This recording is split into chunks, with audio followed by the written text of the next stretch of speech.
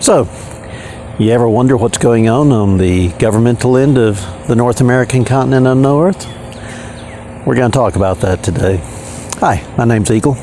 I'm the publisher and the line editor at No Earth Comics. And one of the things that I wind up doing a lot of is videos that are based on questions that the creators on No Earth have asked. And why are the creators asking questions? Well, real simply, No Earth is a big sandbox to play in, and there's not a lot of things that we can do to make sure that all of the background information is filled in before somebody starts a story.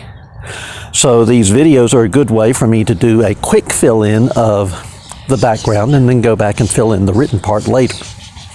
So, if we're going to talk about the government on No Earth, the first thing that we have to realize is that No Earth is an alternative history. And unlike most alternative histories, there is not a single point of convergence. There are multiple points of divergence. There's not a single point of divergence. There are multiple points of divergence. And a lot of this is done to provide for a more interesting environment for the stories to take place in. And there's a lot to be taken in. But the North American continent is where most of our stories are set at the moment. We're not wanting to be America-centric, but there's the simple part of write what you know, and most of our writers right now know the North American continent. So that, by the way, is an invitation to join us if that's a place if you know places other than the North American continent. So a lot of what we're doing is setting up political conflict that can be handled as allegory. Because one of the things that I have railed on constantly is using real-world events to push a political or social agenda. And we understand that writers are going to push political and social agendas, but we want them to do it in a responsible manner. And we want them to do it in a way that engages the reader, a way that actually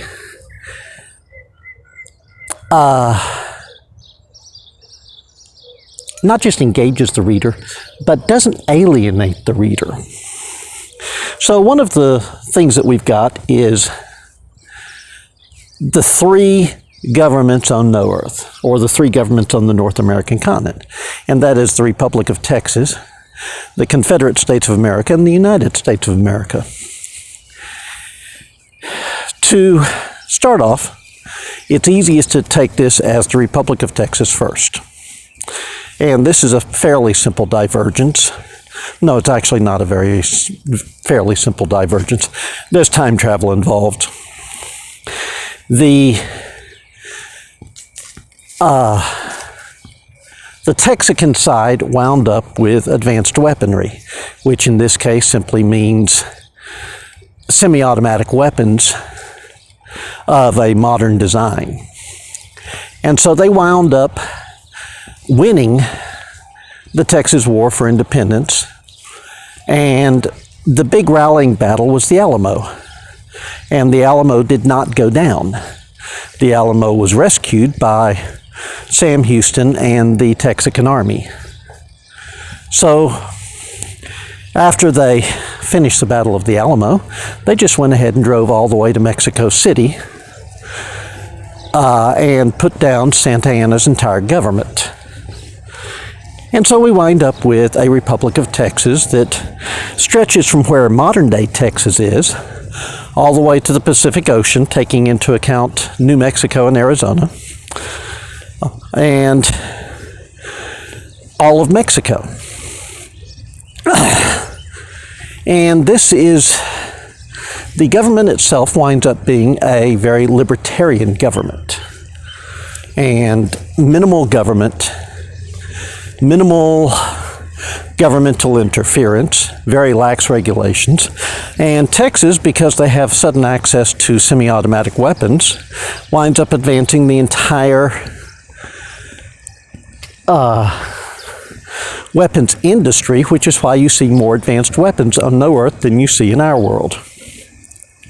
One of our characters totes a needle gun. Other characters tote things, well, you'll see as you read more of the books, but in the Shadow War, our main character is toting a air gun that is, while technologically feasible, qualifies as science fiction. So, Texas does not become part of the Confederacy. They are already set on their own path by the time the Civil War rolls around. The Civil War happens, but Texas, being somewhat more aligned with the South than with the North, winds up being the weapon supplier for the South. This is actually pretty important because it's one of the things that allows the South to go ahead and fight the North to a standstill. So we wind up with a Confederate States of America that is in an uneasy peace or alliance with the U.S. Canada has wound up joining the U.S. And so the three governments you have are not the governments that we have on this continent or that we have on this planet. The Confederacy tends to be a theocracy. They have a state religion, and they are very much about traditional and conservative values the way they see it. Now keep in mind, this is a country that up until the recent past, and by recent past I mean the 1950s, still kept slaves. They didn't call them slaves, but they were still slaves. In fact, they're still keeping slaves today, but now the slaves are genetic constructs, as we covered in another video. And this is something that is very important to understand, is that these two governments, the Republic of Texas and the Confederate States of America, represent two political ideologies. And there are good people in both countries, but this does not necessarily mean that we are stating approval of the type of government. The United States is a very progressive, liberal, but very constitutional government. So it's not going to be recognizable to liberals today any more than the Republic of Texas is really recognizable to libertarians, or the Confederacy is really recognizable to conservatives. It's simply a way of expressing allegory within some of our stories.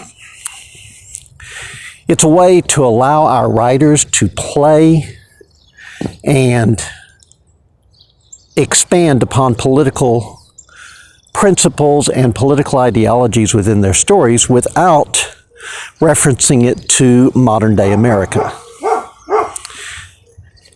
So, the United States, it still has 50 stars on the flag because we have a couple of additional states added in. Canada got broken up into states, mostly based on the territories of Canada currently. California is a state, as well as Baja being a state. Baja belongs to the U.S. in this world, not to Mexico. Cuba actually belongs to the CSA and is not an independent country. That's okay, there was no Cuban Missile Crisis anyway. So you start seeing that, and by the way, one of the things I am working on is a map so that we can understand what the geography of this is. So, stories set within the U.S. The U.S. tends to value the 10th Amendment. So, individual states can wind up being very different than each other. Individual laws within those states can contradict laws from the next state over. This is, when I say that the U.S. is more constitutional, this is part of what I'm talking about.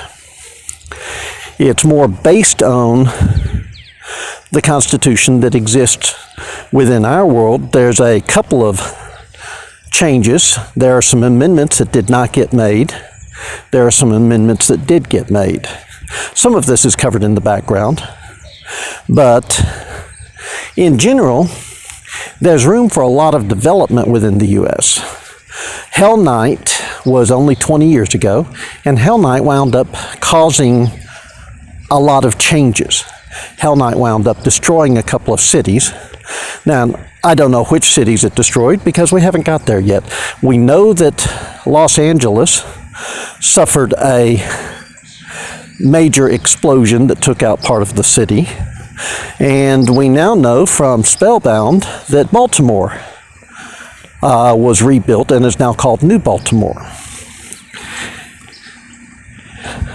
We have another writer that's coming in that's wanting to do stuff with the Chicago-Milwaukee area. And it looks like that is going to wind up being a interesting, almost warlord type state.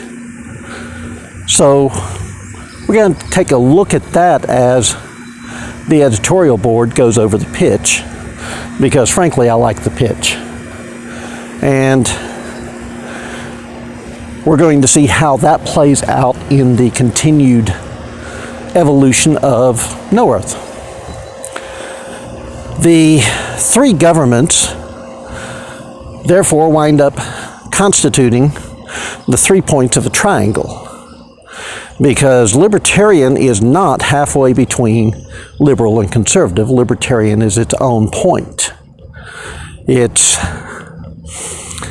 I realize a lot of libertarians like to describe themselves as being socially liberal and fiscally conservative. But in actuality, libertarianism is based on a much stronger set of principles. And therefore, we can use these three governments to show differences of opinion, differences of philosophy, and differences of political alignment. And that's the whole reason for it. That's the whole purpose behind it. So this is just the broad overview. I'm going to wind up doing videos on specifics within each particular government, because I have a never-ending list of videos that need to be done. And this is just another one in the No Earth background series. Now then, if you've got any questions concerning the background of No Earth, either as a reader or as a creator, you know how to get the answers. Leave comments. By the way, we are trying to grow the channel. We are now at 1,000 lifetime views. We need to get to 10,000. So please watch the rest of the videos, like the videos, subscribe to the videos, visit our website.